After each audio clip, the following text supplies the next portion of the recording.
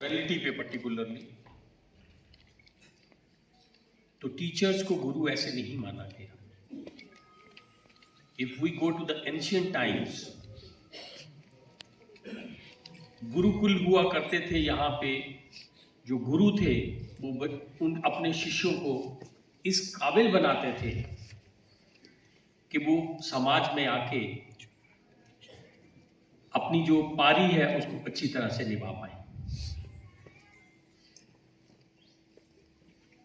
आज हमें जरूरत है कि हम अपने आप में इंट्रोस्पेक्ट करें।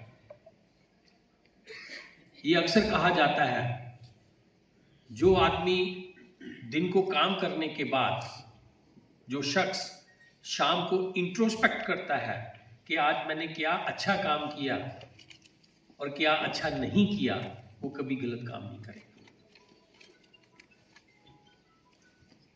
टीचर का रुतबा जो है वो समाज में बहुत बड़ा है, लेकिन इसके साथ साथ मैं ये भी कहूंगा कि पांचों उंगलियां एक जैसी नहीं होती।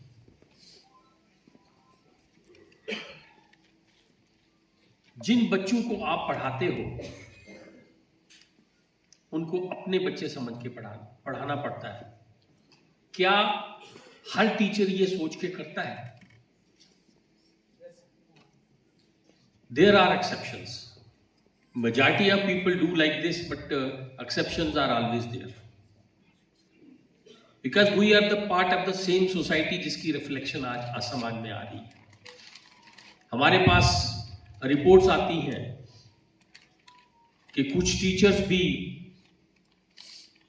कुछ rare teachers, I will say rare teachers, school में अल्कोहल लेके जाते हैं, सिगरेट स्मोकिंग है, ड्रग्स का इस्तेमाल होता है, जिसकी स्कूल में कोई जगह नहीं। आज आप होना पड़ेगा, बच्चों पे ज्यादा नजर रखनी पड़ेगी। बहुत से प्रोग्राम जो है स्कूल एजुकेशन की तरफ से चलाए जा रहे हैं, जैसे काउंसलिंग सेल्स हैं, रेगुलर ऑनलाइन काउंसलिंग होती है, पीटीएम शुरू की गई है ऑन एवरी 26। वो एक रास्ता देने के लिए कि ताकि आप बच्चों के माँ बाप के साथ डायरेक्ट कांटेक्ट में आ सकें, और अगर बच्चों में कोई प्रॉब्लम है, अगर हम घर में माँ बाप का रोल निभाते हैं तो हमें 1 मिनट में पता चल जाता है कि हमारे बच्चे का एबनॉर्मल बिहेवियर, वो चीज स्कूल में भी होती है। आल्दो और फिर मैं कहूंगा यही बच्चे कल बड़े होके हायर सेकेंडरी और कॉलेजेस में जाते हैं। तो अगर इनमें मॉरलिटी और इनकी अवेयरनेस इस ढंग से की जाए ताकि आने वाले टाइम में ये खुद भी दूर रहे, और अगर कोई साथी कुछ हालात में जाता है तो उसकी रिपोर्टिंग भी करें और उसको समझाने की कोशिश भी करें। तो मॉरल एजुकेशन जो है that is part and parcel of education होती। हम भी इसी सिस्टम से निकल के आए। ज्यादा समय नहीं हुआ, मैं आपकी तरफ था। 12 साल के आसपास, 11 और 12 साल के आसपास मैंने खुद पढ़ाया है, चाहे वो कॉलेज में हो चाहे वो स्कूल एजुकेशन में। तो कहने का मतलब ये है कि मैं पूरे सिस्टम से वाकिफ हूं। मॉर्निंग असेंबली में अगर टीचर हर बच्चे को एक टॉपिक पे बोलने के लिए कहेगा, या टीचर खुद समझाने की कोशिश करेगा, 5-10 मिनट के बहुत होते हैं बच्चों को समझाने के लिए। और छोटे बच्चे जो हैं वो, उनका जो मन है या ब्रेन है वो एक कोरा कागज होता है, जो आप उस पर लिखना चाहोगे उस ढंग से लिख पाते हैं। तो ये बहुत इंपॉर्टेंट है कि मां बाप के बाद अगर बच्चा सबसे ज्यादा समय बिताता है तो वो अपने टीचर्स के पास, इसको साइडलाइन करना है और वो हम तक पहुंचाना है, आगे डील करना हमारा काम है। बहुत सी बातें कही गई, हालांकि मैं इस काबिल नहीं हूं, बट हम कोशिश करते हैं कि अपना काम जो है वो अच्छे ढंग से निभाया जाए। बहुत सारे इश्यूज हैं, मैं मानता हूं।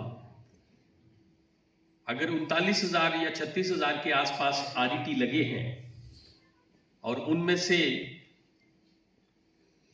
20-22 हजार जम्मू प्रोविंस में हैं, और आज 412 लोग मेरे पास बचते हैं, जिनकी कन्वर्शन और रेगुलराइजेशन का इशू है, जिसके लिए ऑलरेडी हमने एक टीम बनाई है, वो रेगुलरली काम कर रही है। वो कहते हैं ना डोगरी में, चोले चू बंड कटने, ठीक है, ओन बंड के रहे थे ओदे चू चोल छानियां कटने। कहने का मतलब ये है, ये वो केसेस हैं जिनमें डिस्क्रिपेंसीज बहुत सारी, किसी का स्कूल एजुकेशन अपॉइंटमेंट में नाम डिफरेंट है पेरेंट का और कागजों में डिफरेंट है, नाम की मिस्टेक्स है, आगे जाके उनको प्रॉब्लम ना आए उस तरह से उस लेवल पे जाके वेरीफाई किया जा रहा है। और मुझे खुशी है कि मैं कल ही इसको रिव्यू कर रहा था, अप्रोक्सीमेटली 100 केसेस जो है 400 में से भी क्लियर हो चुके हैं, वो कभी भी नहीं। ट्रांसफर पॉलिसी पे मैं अभी बात नहीं करूंगा। यहां तक रही रेशनलाइजेशन की बात, that is a regular feature, क्योंकि हमारे पास टीचर्स की नई अपॉइंटमेंट नहीं हो रही है। 28,000 के आसपास सुपरन्यूमरी पोस्टें यूटी में क्रिएट हुई थी, और जब तक वो नंबर हम क्रॉस नहीं करते, कोई भी टीचर रिटायर होता है, प्रमोट होता है, या अनफॉर्चुनेट डेथ होती है किसी की, वो वैकेंसीज ऑटोमेटिकली फ्रीज होती हैं। तो उस वजह से नई रिक्रूटमेंट नहीं है। हमें जो हमारे पास स्टाफ है उसी से गुजारा करना है और उसी से उतने ही स्कूल चलाने हैं।